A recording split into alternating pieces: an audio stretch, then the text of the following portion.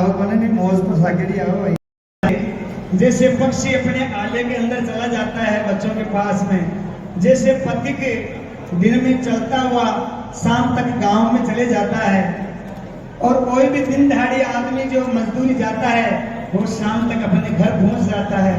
इसी तरह एक 12 महीने का एक जो पर्व है गुरु शिष्य मिलन,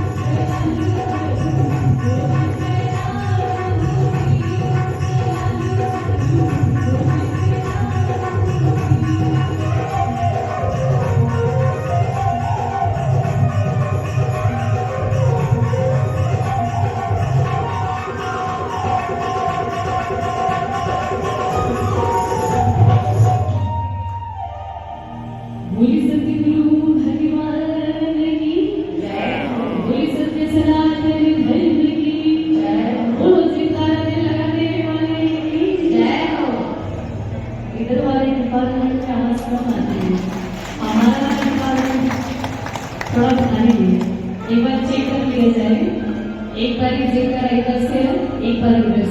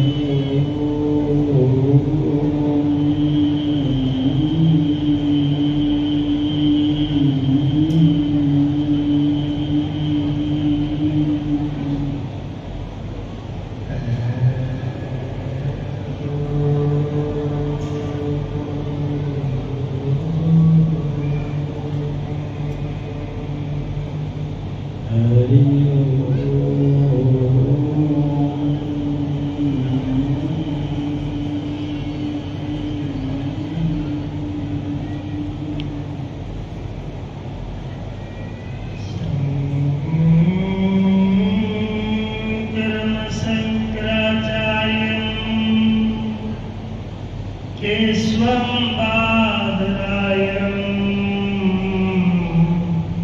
सूत्रभाष्यकृतो वन्दे भगवन्तो पुनः पुनः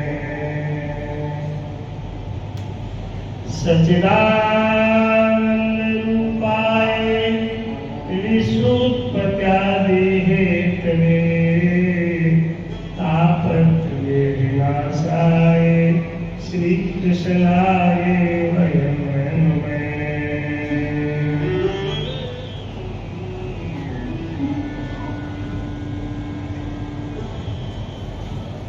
वसुदेव सुतं देवं कंसचाणूरमर्दनं देवकी परमानन्दं कृष्णं वन्दे जगद्गुरुम्।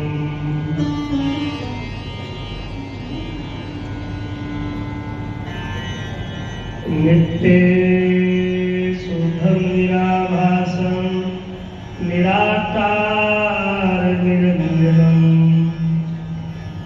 नित्ये बोधं चिदानन्दं गुरुं ब्रह्म नमाम्यहं निर्भये नमाम्यहं सदा शिव निर्भये नमाम्यहम्।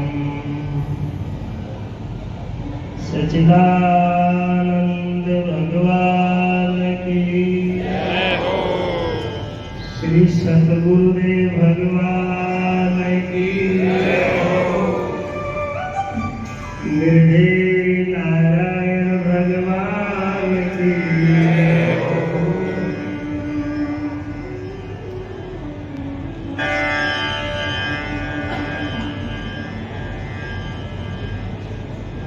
गुरु पूर्णिमा महोत्सव पर सभी मेहमानों का खूब खूब हाथ जोड़ के हार्दिक अभिनंदन।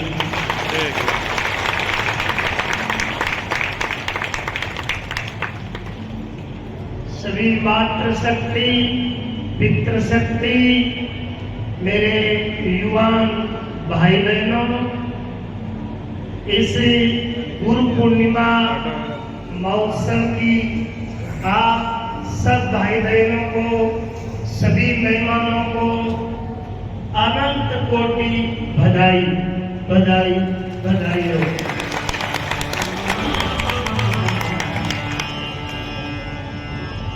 भगवान निर्भय नारायण की कृपा से ये गुरु पूर्णिमा महोत्सव में आज हम इस पावन पवित्र निर्भय आश्रम वात्सल्य धाम ब्रह्म विद्या सत्संग सेवा समिति ट्रस्ट के इस करनसर जयपुर के प्रांगण में आज गुरुदेव की कृपा से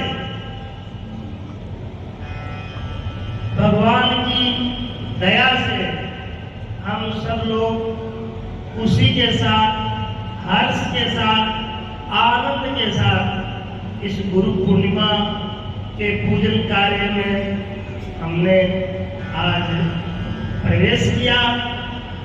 अब हम हमारे बीच में कुछ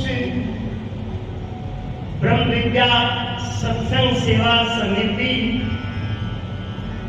जो आपको और हमको सबको व्यवस्था देती है, आप लोगों के सहयोग से, आप लोगों के आशीर्वाद से, आप लोगों की त्याग और तपस्या से, तो इस ब्रह्म विद्या सत्संग सेवा समिति के हमारे प्रभाध्यक्ष श्री सरोजलाल जी कारवाल और उनकी पूरी इस ब्रह्म विद्या सत्संग सेवा ट्रस्ट की टीम को मैं खूब खूब साधुवाद धन्यवाद करता हूँ।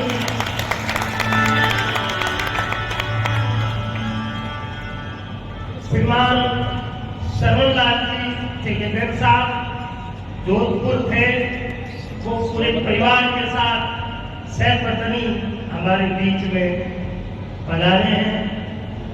तो उनकी देख रेख आप सब लोगों का है, तो मैं सभी सदस्यों का, पदाधिकारियों का और हमारे मेहमानों का एक बार पुनः हार्दिक अभिनंदन करता हूं, धन्यवाद करता हूं। आज हमारे बीच में कुछ विशिष्ट मेहमान भी आए हैं जो सिंदूर ऑपरेशन में जिनकी भूमिका रही।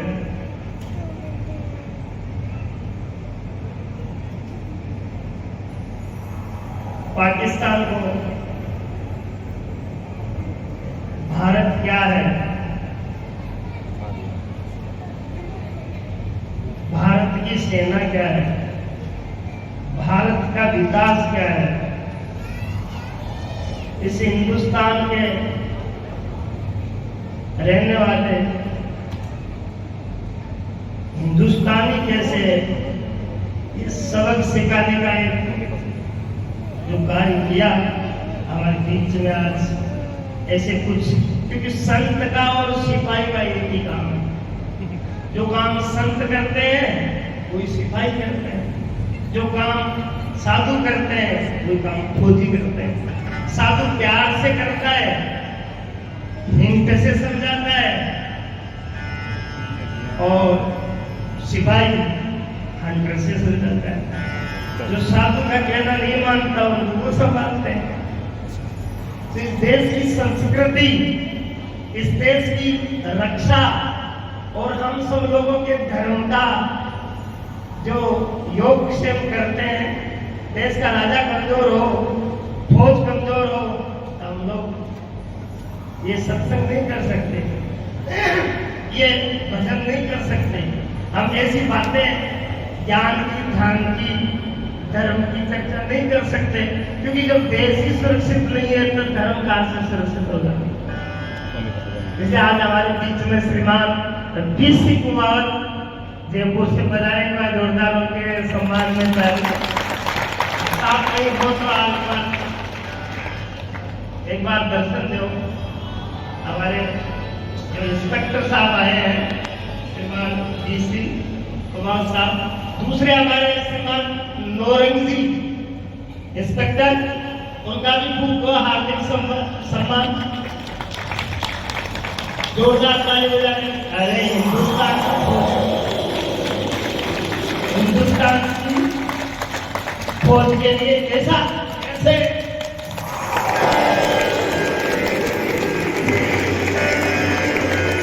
बोलो भारत माता की।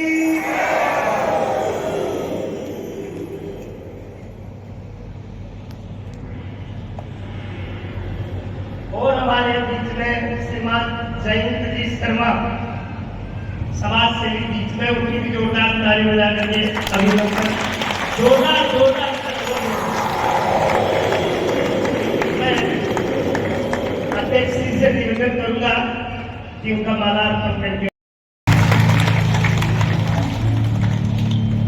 और मैं कुमार साहब से भी निवेदन करूंगा, श्रीमान DC कुमार जो झुंझुनू से आए हैं, अभी जयपुर निवास करते हैं। इंस्पेक्टर साहब, आप कहीं भी हो तो एक बार मंच तक आए, और श्रीमान नौरंग जी इंस्पेक्टर साहब, आप भी बुलाइए।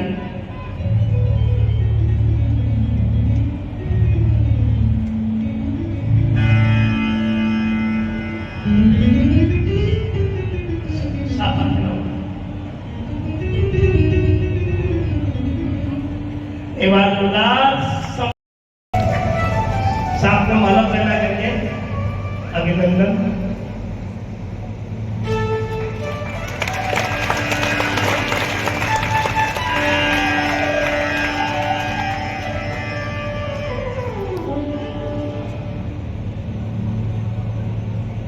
श्री ब्रह्म विद्या सत्संग सेवा ट्रस्ट के हमारे बहुत ही कर्णधार होनहार, जितना मैं उपाधि देव उतना कम है, वो हमारे बीच में आए हैं अध्यक्ष जी महाराज श्री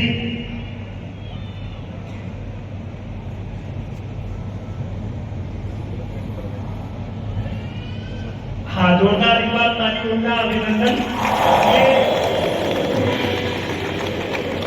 आइए आइए काका साहब पधारिए, स्वागत है। ये पोस्टर विमोचन आपके कदमों से होगा। पधारिए, स्वागत। आइए आइए ऊपर पधारिए।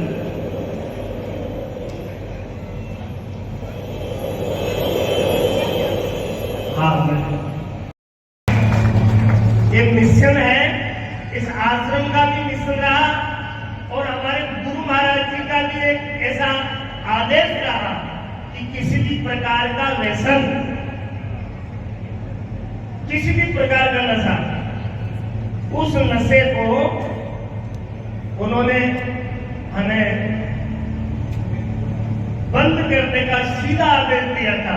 नशा नहीं करने की सीधी चेतावनी दी थी और सभी मेहमान हैं, उन सब की गरिमा में हम, उनकी उपस्थिति में हम इसका ज्यादा यहाँ हम लेंगे तो पूरा आएगा नहीं, इसलिए सबका जहाँ है वहीं से आप लोग इस जो ये संकल्प है भारत तंबाकू मुक्त नागरिक अभियान है, इस अभियान में आप बैठे बैठे हमें आशीर्वाद दीजिए कि हम इसमें कामयाब हों। बोलो भारत माता की।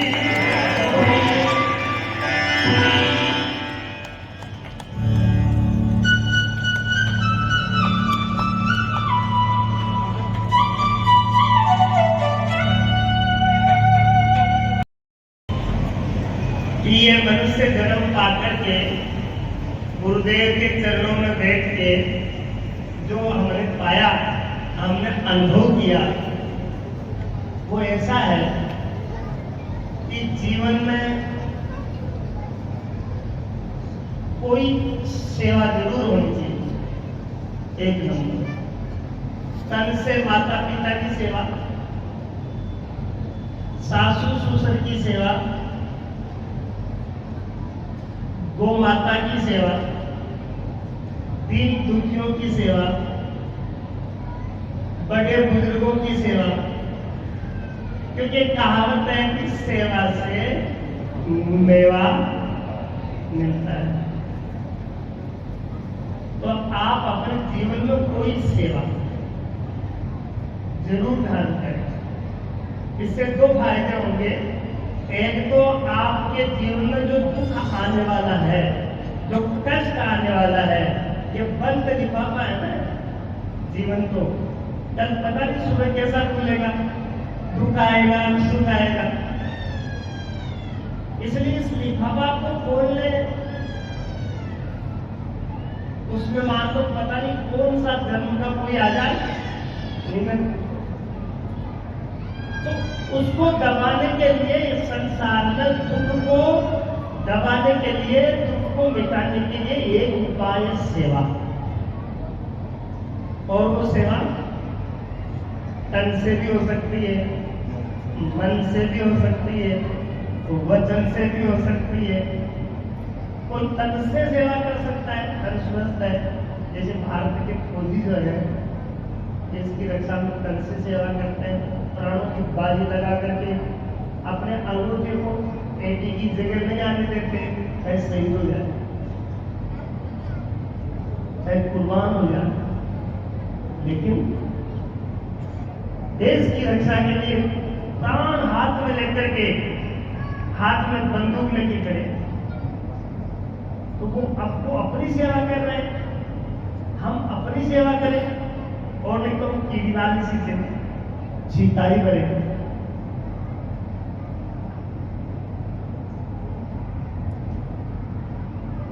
कोई आदमी दुखी है, उससे अच्छी मीठी मीठी दो बातें कहते तो उसके दिल को थोड़ी देर के लिए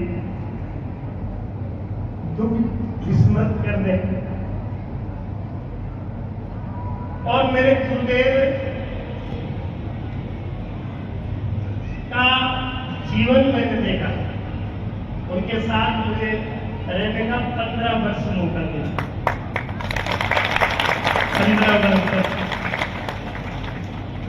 15 वर्ष तक मुझे उनकी कृपा, उनका आशीर्वाद लेने का अवसर मिला।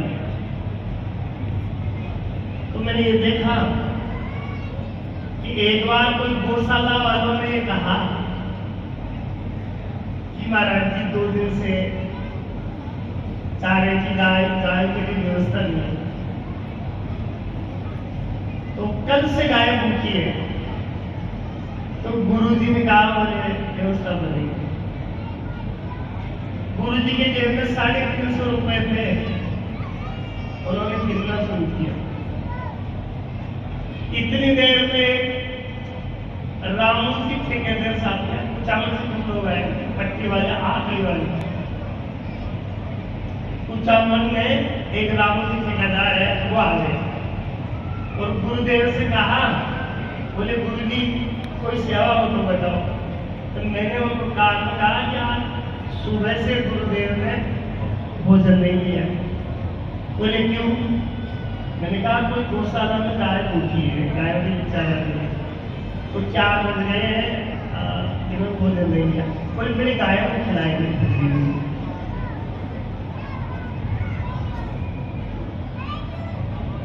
तो उन्होंने कहा बोले चारा की काटी कितने में आएगी? तो एक कोई गौशाला से आया सज्जन था, उसने 2400 रुपए की लिखा। 2400, ये बात है 1996 की। 2400 रुपए में गाड़ी आ जाएगी और बकरी गौशाला की बात।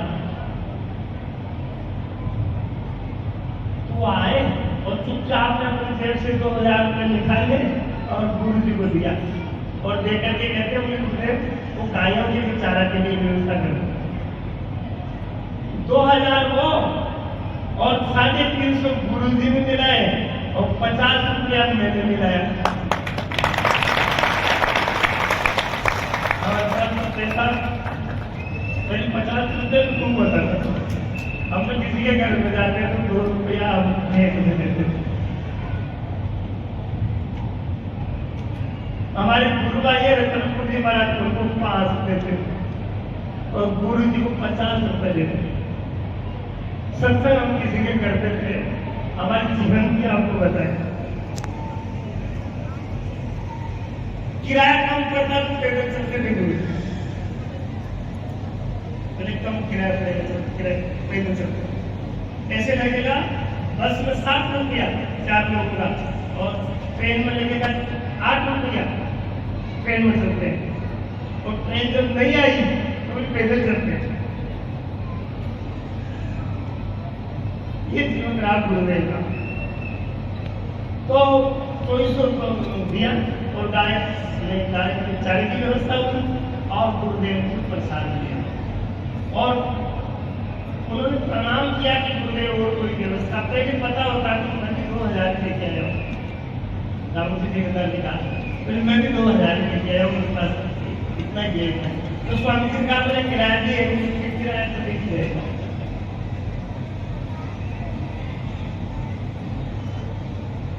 किराया तो देखा जाएगा।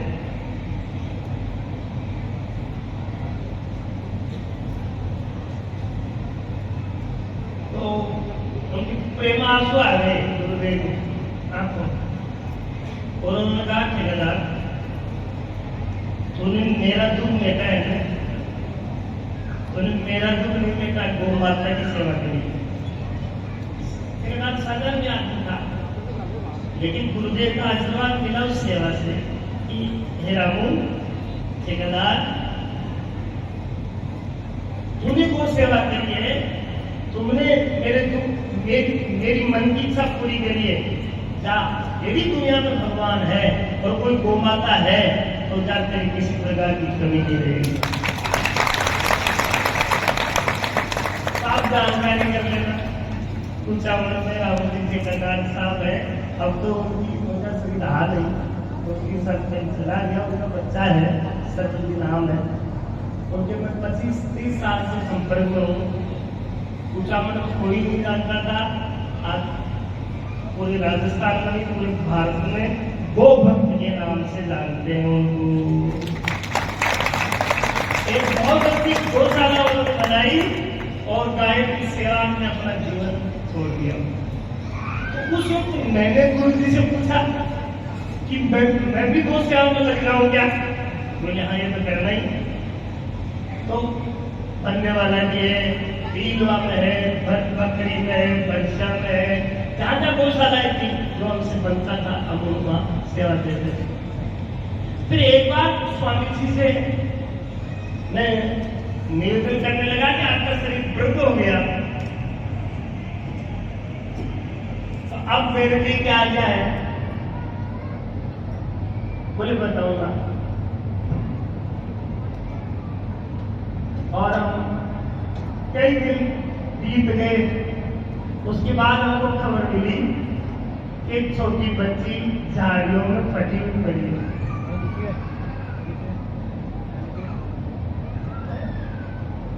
पूरी खून में है। हम लोग गए, उस बच्ची को झाड़ियों से निकाले। एक दिन की 2 दिन की थी,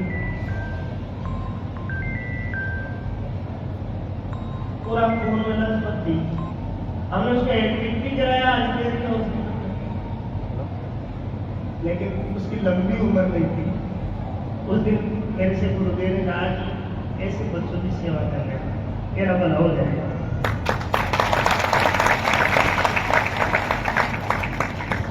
बहुत वर्षों से मेरे दिल में दर्द है, दर्द था, लेकिन साकार करने के लिए भी कुछ तो होना चाहिए ना। बहुत दिनों से मेरे मन में यह था कि मैं गुरुदेव को वचन को कैसे साकार करूं, कैसे साकार करूं। आप लोगों की दया हुई, आप लोगों का संकल्प हुआ, आप लोगों का त्याग हुआ, आप लोगों का सहयोग रहा, आप लोगों का इस ट्रस्ट को आशीर्वाद रहा। ये काम अब साकार रूप में, मेरा सपना अब प्रत्यक्ष में देखने को मिलेगा। इसमें मेरा कुछ नहीं, मेरा क्या है? मैं तो भोजन भी आपके घर से लेता हूँ, कपड़े भी आप ही देते हो, मुझे खर्चा किराया भाड़ा भी आप ही देते हो, सब आप ही करते हो। मेरा इसमें कुछ नहीं है, मैंने इसमें कुछ नहीं किया। जो कुछ हुआ ये आप देख रहे हो, या इसको मैं ये कहूं कि या तो गुरुदेव का सपना था। गुरुदेव के 2 सपने थे मुझे मालूम है, तो एक तो मैं साकार करने का साहस कर रहा हूं, और एक सपने को हमारे जो पीठ के पीठाधीश्वर है शंकरपुर जी महाराज, उन्होंने साकार कर दिया। गुरुदेव की इच्छा थी कि एक बार अपने प्रीलवा में आदि गुरु शंकराचार्य पुरी के पीठ के स्वामी जो सरस्वती जी हैं, वो एक बार शंकराचार्य जी अपनी पीठ पर आए, अपने आश्रम में आए। तो मैं 2004 में गया था वहां पुरी के शंकराचार्य जी के पास। स्वामी श्री मिश्लानंद जी सरस्वती मिलके भी आए। आप लोगों ने कोई पुस्तक देखिए तो उसमें उनके साथ एक फोटो। तो अब आप लोगों से एक गुजारिश है, एक निवेदन में काम तो हो गया, बच्चा कुछ आया तो और हो रहा है, और हो जाएगा। आप लोगों का सहयोग का आशीर्वाद है। एक इच्छा है मेरी, क्या कि अपने घर में जो बच्चे हैं उन बच्चों को कभी कभी साथ लेकर आओ, और उनको जैसे दादाजी कई बार पोते को साथ लेके जाते हैं,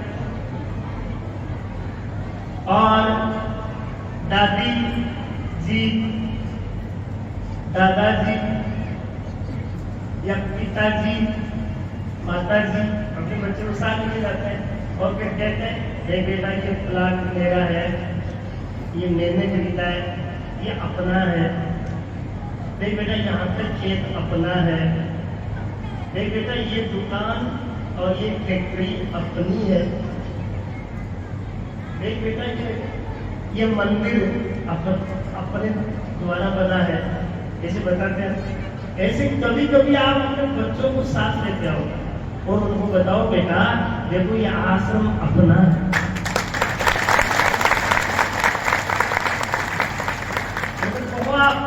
बेटा इस आश्रम में एक चीज हमने दी है, यहाँ पर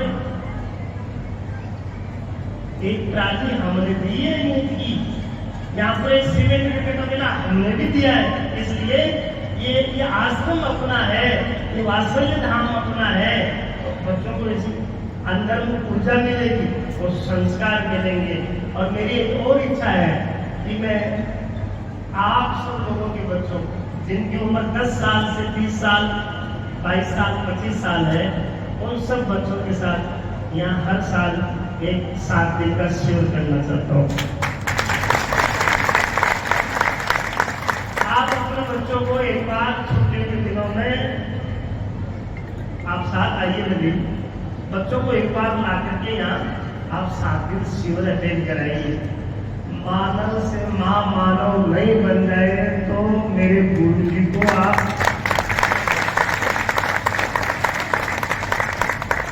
इंसान से भगवान नहीं बन जाए, नर से नारायण नहीं हो जाए, नारी से भगवती लक्ष्मी नहीं हो जाए तो फिर कुछ देना। लेकिन एक बार करो, एक बार बच्चों को लाके तो दिखाओ या लाओ तो सही। तो आप सब अपने बच्चों को जिनकी उम्र है 10 साल से 20 साल 25 साल तक है, उन बच्चों को मैं एक ऐसी तारीख तय करूंगा जैसे गुरु पूर्णिमा के 7 दिन पहले या कैंप लगाएंगे, बच्चों को ट्रेनिंग देंगे, बच्चों को संस्कारित करेंगे पढ़ने के लिए, डॉक्टर के लिए, इंजीनियर के लिए, साइंटिस्ट के लिए। फिर भारत का कोई ऐसा कोई डॉक्टर बने, कोई प्रधानमंत्री बने, कोई राष्ट्रपति बने, कोई फिर कोई भारत में नया चमत्कार हो, कोई ऊर्जावान हो, ऐसा मेरा संकल्प है। और विशेष तौर से जो बच्चे बहुत पढ़ने में होशियार है, जो स्कूल टॉप करते हैं, जिला टॉप करते हैं, डिस्ट्रिक्ट टॉप करते हैं, जो अपने क्षेत्र को टॉप करते हैं या कोई स्टेट टॉप करते हैं, तो उन बच्चों से तो मेरी मिलने की बहुत तमन्ना होती है। उन बच्चों को तो मैं एक ऐसा कैंप रखने का मेरा संकल्प है तो बता दिया जाए कि आप यदि हिम्मत हो जाए और मन करके पत्थर फेंका जाए तो आसमान में भी सुराग हो सकता है। एक बच्चा एनडीए की परीक्षा देकर के उत्तर भारत से दक्षिण भारत से एनडीए की परीक्षा देकर पास होकर के इंटरव्यू के लिए ऋषिकेश आया, हरिद्वार, और इंटरव्यू में एग्जामिनर ने उसको फेल कर दिया। अब उसका दिमाग खिसक गया और इतना खिसक गया कि मैं बहन के गहने बेच करके किराए लेकर के आया हूं। अपनी सगी बहन का गहना बेच के किराए लेकर के आया था, और जाने के लिए किराया भी नहीं, और बहन को कैसे वो दिखाऊंगा, मैं फेल हो गया। तो ऋषिकेश की गंगा के तट पर वो खड़ा, शाम का संध्या का समय, और उसने सोचा मैं आत्मदाह करके मर जाऊं, सुसाइड कर लूं, कैसे वो दिखाऊंगा। वहीं पर एक स्वामी शिवानंद जी का आश्रम, जो वो शाम के टाइम पर स्वामी शिवानंद जी घूम रहे थे छत पर, और उन्होंने देखा कि ये अकेला बच्चा यहाँ खड़ा क्यों है, और गंगा का इतना तेज प्रवाह है, गंगा का इतना तेज बहाव है कि ये बच्चा हो सकता है कि सुसाइड कर ले, आत्महत्या कर ले। तो उन्होंने ऊपर से आवाज लगाई, ओ भैया इधर देख, क्यों खड़ा है? ऊपर आ जा, ऊपर आ जा।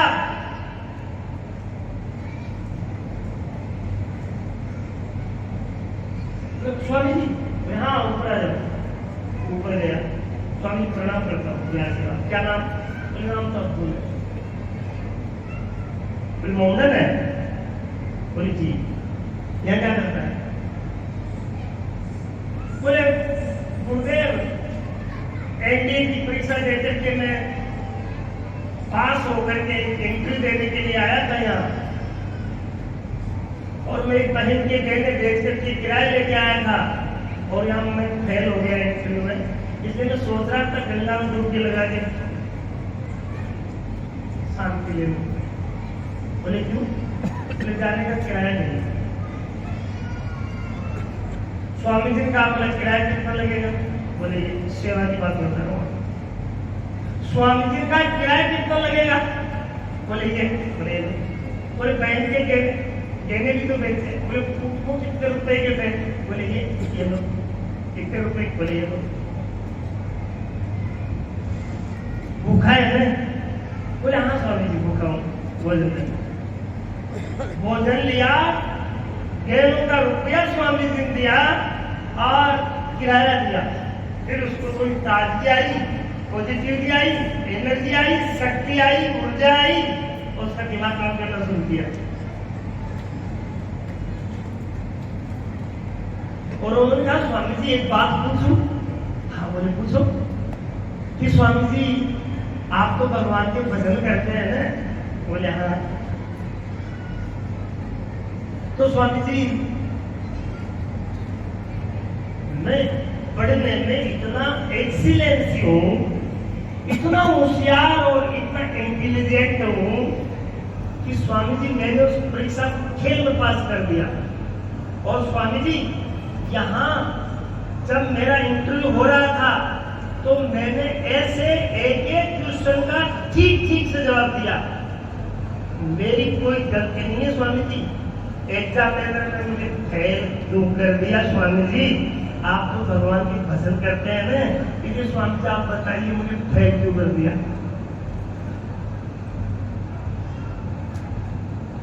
आपको तो सब पता ही होता है ना। स्वामी जी ने कहा बोले बेटे, परमात्मा जो है, मालिक जो है, तेरे से एक छोटी नौकरी नहीं करवाना चाहते। हो सकता है प्रभु को, मालिक को तेरे से कोई बड़ा महान कार्य करवाना हो।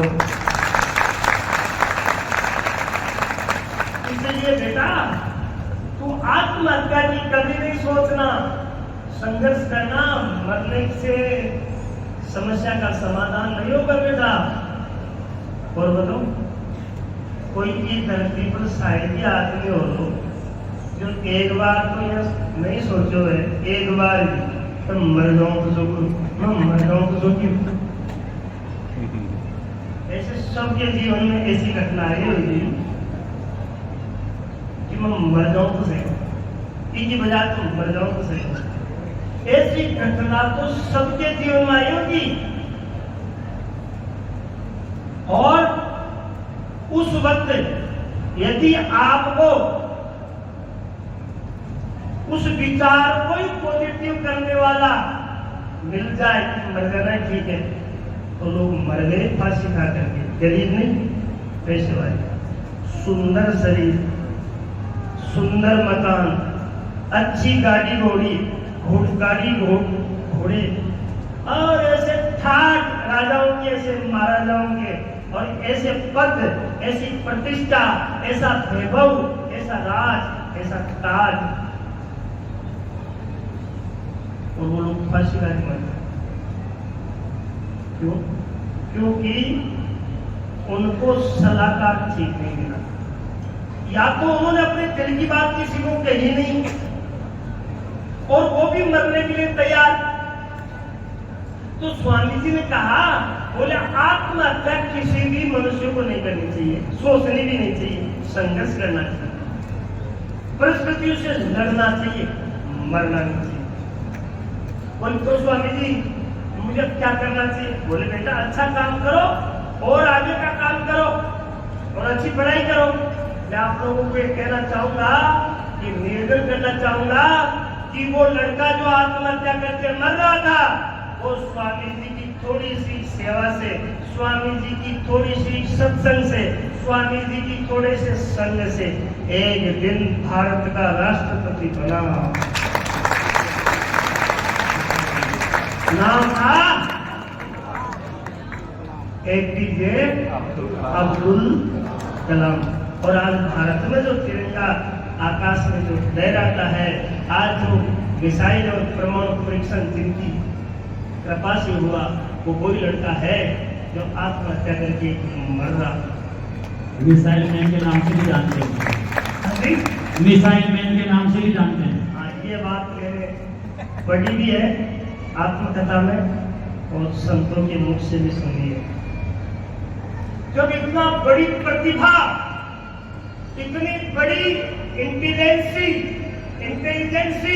रखने वाला, एक्सीलेंसी रखने वाला वो बालक यदि सही संगत नहीं मिलती, स्वामी जी की संगत नहीं मिलती, तो भारत में इतना बड़ा विकास एक नदी में पानी में डूब के मर जाता।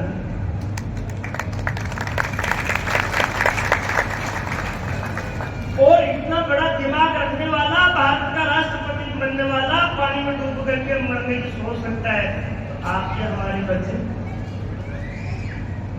इसलिए मैं आप लोगों से निवेदन करता हूँ, मैं कम बोलूँ, आप ज्यादा समझना, मेरा संकेत है कि आप अपने बच्चों को यदि महान बनाना चाहते हो, आप यदि बच्चों को आगे पहुंचाना चाहते हो, चाहे नौकरी नहीं लगे, लेकिन जहाँ व्यापार हो, कोई नौकरी में है, कोई व्यापार में है, कोई समाज सेवी है, कोई राष्ट्रभक्त है, कोई गो भक्त है, कोई देशभक्त है, कोई सत्संगी है, कोई संत है, कोई एक ही क्षेत्र थोड़ा ही है, जिस क्षेत्र में वो विकास कर सकता है, मैं कोशिश करूंगा।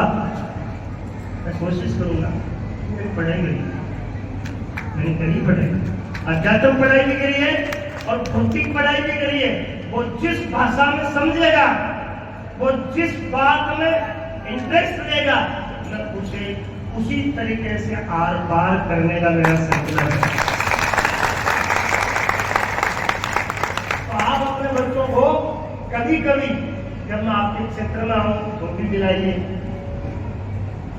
आपके क्षेत्र में सत्संग हो तो भी मिलाइए। और त्याग में कमी नहीं है, तपस्या में कमी नहीं है, कमी किसमें?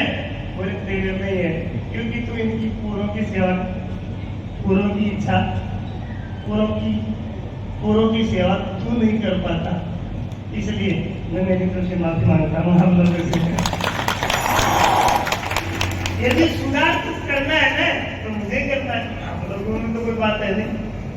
आप लोग भी किराया दे करके, खर्च करके, परेशान होकर के आप पढ़ाए हो, तो कभी स्कूल में जब लेक्चरर, प्रोफेसर, टीचर्स जब पढ़ाने जाते हैं ना, तो वो पहले तैयारी करके जाते हैं। पता नहीं क्या पूछ रहे कौन, वो पहले तैयारी करके जाते हैं। तो हम लोग भी आज तो इतनी तैयारी है, आपको फिर मिलेंगे तो बहुत बढ़िया, हम भी तैयार होकर आएंगे, और तैयारी करके आएंगे, और तुम भी तैयार होकर आना। किस लिए? सुनने के लिए, और सुन करके उस रास्ते पर चलने के लिए।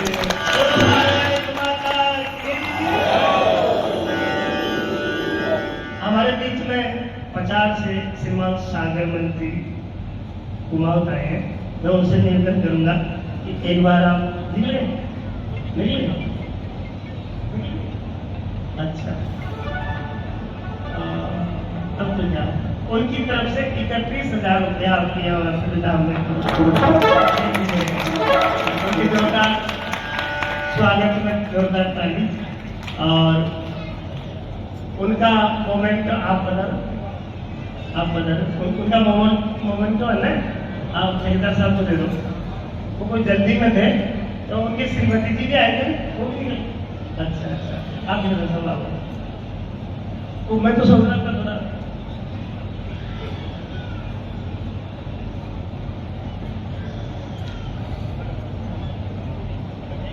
31,000 रुपए समाज सेवी, धर्म प्रेमी, राष्ट्र प्रेमी सम्मानित सागर मल जी बेड़वा।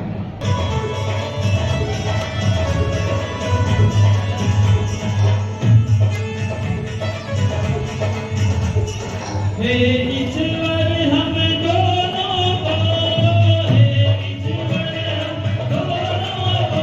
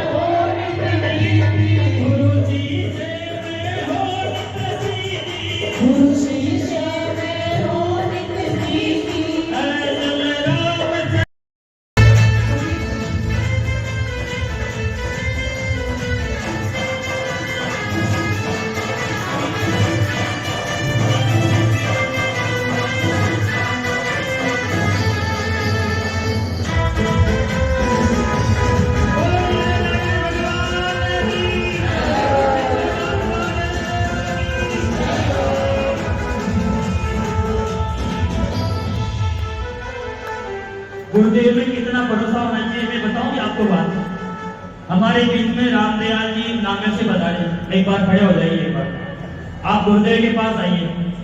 इन्होंने पिछले साल गुरु पूर्णिमा को शायद आए थे या मार्च के प्रोग्राम में आए थे। इनकी बच्ची है ना, वो नीट की तैयारी कर रही थी। तो ये गुरुदेव को बोले कि गुरुदेव मेरी बच्ची नीट की तैयारी कर रही है, आपकी कृपा हो जाए तो उस बच्ची का नंबर आ जाए। तो वो आश्रम में आए। उस दिन इनके पास कोई साधन में नहीं था। एक बार बैठ जाइए। इनके पास कोई साधन नहीं था। वो गाड़ियों में बैठ के, कोई बाइक पर बैठ के आए गुरुदेव से। वो ये भी नहीं बोला कि गुरुदेव मेरे पास साधन नहीं है और मैं जाऊंगा कैसे। रामदयाल जी मान साहब, जब रामदयाल जी जो ये है, इन्होंने गुरुदेव को कुछ नहीं बोला। आरती होने के बाद गुरुदेव से बोला कि गुरुदेव मेरी प्रार्थना है कि मेरी गुड़िया का सिलेक्शन हो जाए नीट के अंदर। तो गुरुदेव ने इनको एक अनुष्ठान बताया, एक मंत्र बताया कि आप बना इस मंत्र का जप कीजिए, आपका काम जरूर हो जाएगा। वो बच्ची है ना, अब की बार नीट की एग्जाम में उसका सिलेक्शन हो गया। उसके नंबर आए 530, उसके 536 नंबर आए। ऐसा विश्वास होना चाहिए। इसलिए इनके लिए एक बार जोरदार ताली से स्वागत कीजिए।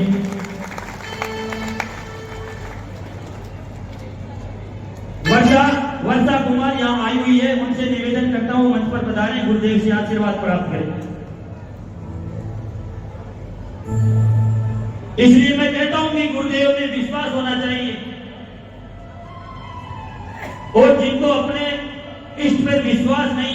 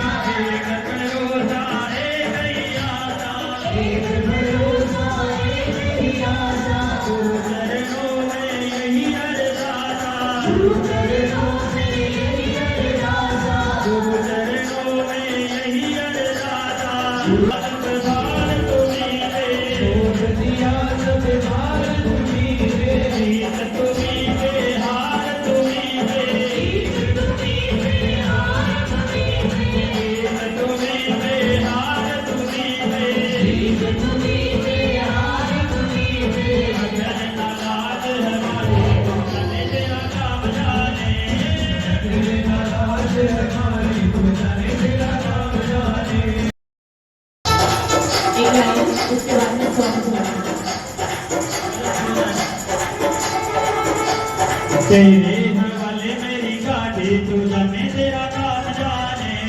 तेरे भरोसे मेरी गाड़ी, तू जाने तेरा काम जाने।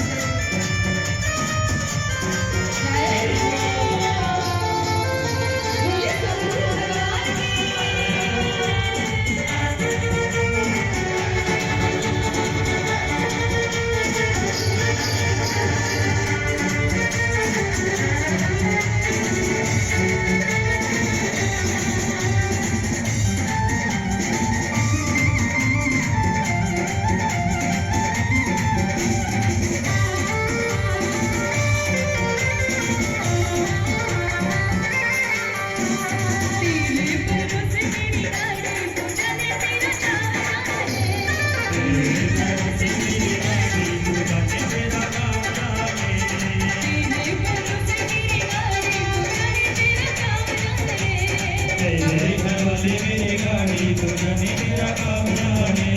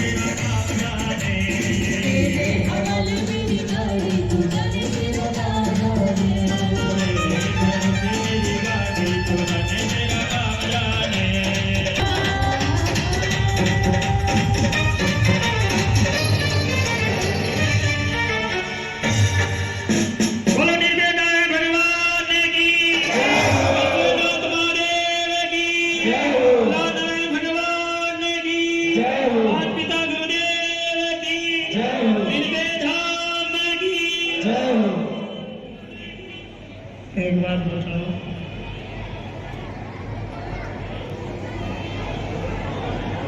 सच्चिदानंद भगवान की जय हो। अच्छा भूख लग गई, सत्संग और सुनावा। हाँ छुट्टी कर देंगे, अल्लाह की सब होगा थोड़ी सत्संग और करा दे। करा दो। ठीक है। देखो हमारे बीच में कई मेहमान आए, आज डॉक्टर साहब जी आए, रामलाल जी देवंदा, जोरदार ताली बजा करके। आप लोग थोड़ी देर के लिए और विराजो, थोड़ी सी सत्संग करेंगे, उसके बाद में फिर भोजन तैयार है, प्रसाद महाप्रसाद सब तैयार है, आप प्रसाद लेकर के ही सब पधारेंगे। और मैं ये रास्ता आ रहे हो ना, जब मैं बोलियो ना भाई तो यार डर तो ही बोलियो, कुछ छेड़ा तो बोलो ना, कोई मत छेड़ा। जय हो। एक बार सभी भाई बहन जहाँ जगह मिल जाए, एक बार यहाँ जो आगे बैठे उनसे निवेदन एक बार पीछे चले जाए, जो सामने बैठे हैं ना यहाँ पे सामने, उनसे निवेदन वो पीछे चले जाए। आप सभी पीछे जाइए एक बार यहाँ से, अपनी व्यवस्था